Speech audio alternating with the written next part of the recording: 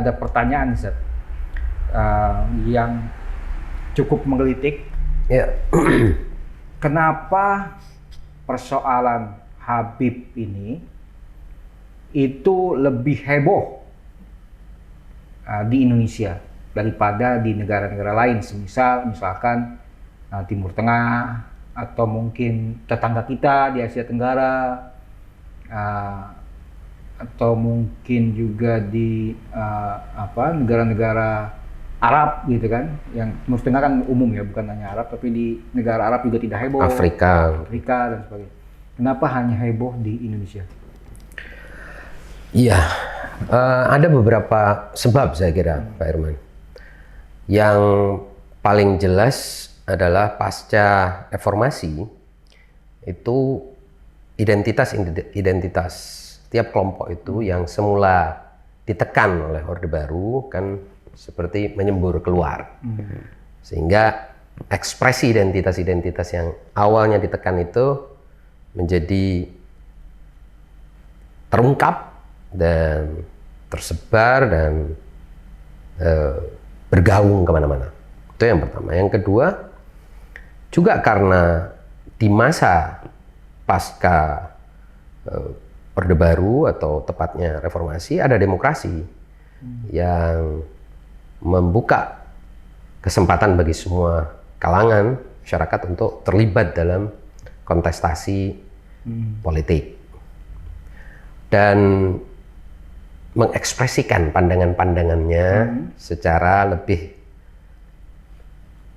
artikulatif dan mungkin lebih vulgar dibandingkan dengan masa lalu. Dan kita lihat bahwa di era itu juga ada kemunculan para Habib di Indonesia.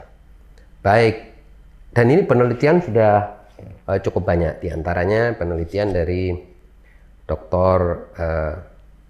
Syamsul Rijal tentang habaib di Indonesia, khususnya pasca reformasi.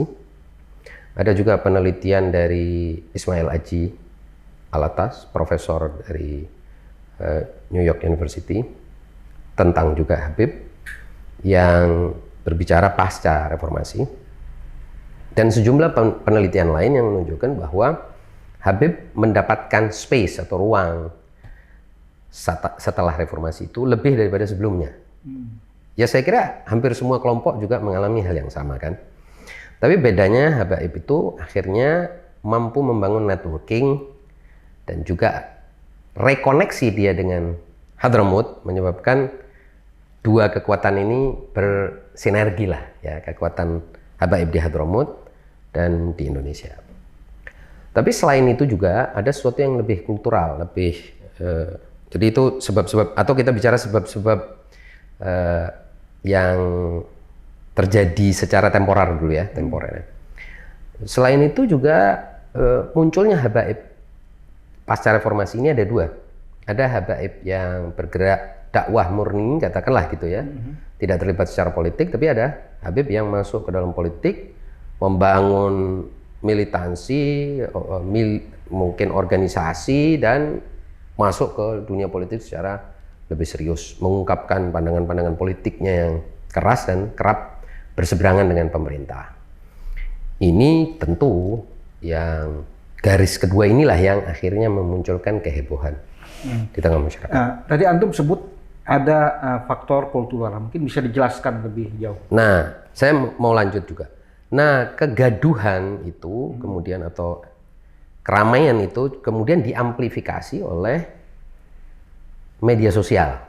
Di mana media sosial ini kan orang bisa terlibat langsung konflik atau debat secara langsung lewat akun-akun mereka masing-masing kan, sehingga itu menguatkan atau memperkuat, mengamplifikasi kegaduhan dan keramaian yang terjadi.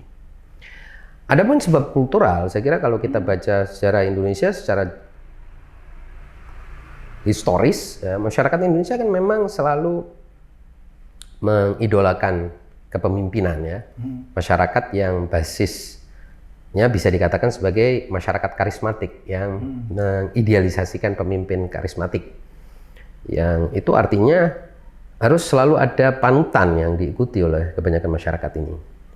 Dan Habaib ya salah satu yang paling menonjol dalam soal otoritas religius karena hubungan mereka atau klaim hubungan mereka dengan Rasulullah SAW.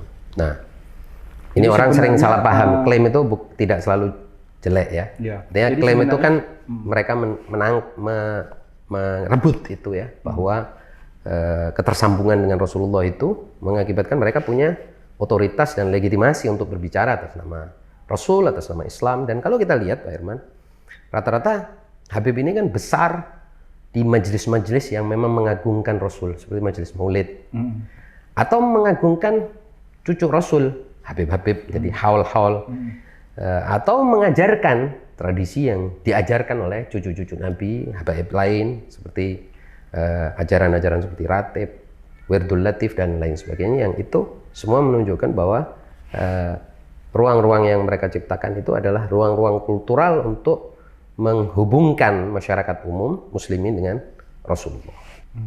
Nah, jadi antum ingin mengatakan bahwa pengaruh Habaib terhadap masyarakat Indonesia itu sebenarnya sudah ada jauh sebelum runtuhnya Orde Baru. Ketika runtuhnya Orde Baru, pengaruh itu atau identitas itu menguat dengan membawa pengaruh yang sudah ada tadi.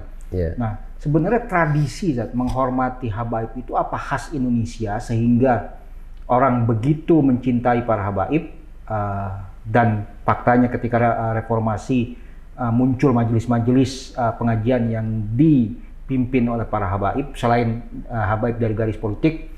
Apakah memang sekuat itu di Indonesia dibandingkan dengan misalkan Timur Tengah atau mungkin Asia Tenggara lain?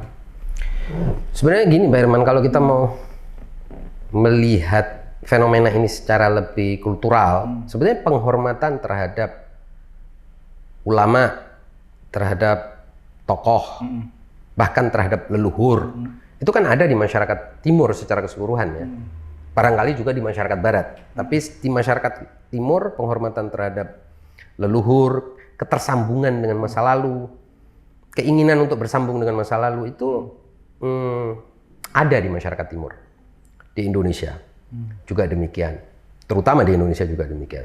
Di Asia Tenggara secara keseluruhan begitu, juga di Indonesia juga secara khusus ada itu tradisi itu dan kultur itu. Maka itu penghormatan bukan hanya diberikan kepada Habib ya, juga diberikan kepada kiai, karena kepada anak kiai. Kiai pun biasanya ayahnya juga seorang kiai. Kenapa? Karena yang menghormati ini ketika kiai yang menjadi gurunya tidak ada, dia ingin tetap menghormati, memberikan balas jasa, mengungkapkan cinta, ikatan dan lain sebagainya kepada putranya yang juga biasanya kiai. Itu biasanya turun-temurun menjadi kiai.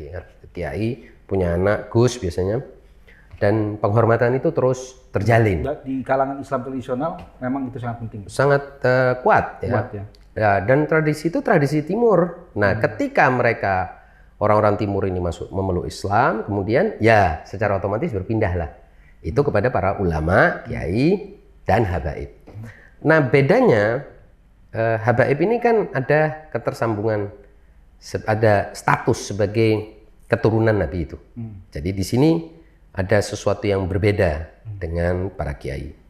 Tapi sama sekali tidak mengurangi penghormatan masyarakat Indonesia terhadap kiai. Bahkan kalau kita lihat di pesantren-pesantren itu yang namanya santri itu terhadap kiainya sampai ada kan pecah gesang derek kiai gitu ya. Zaman itu ingat waktu Gus Dur mau dijatuhkan kan ada istilah pecah gesang derek Gus Dur gitu. Artinya hidup mati ikut kiai, hidup mati ikut Gus Dur. Dan ini tradisi yang sudah mengakar di masyarakat kita. Sebelum era reformasi, jauh sebelum itu, ini sudah historis. Ada sejak dahulu kala.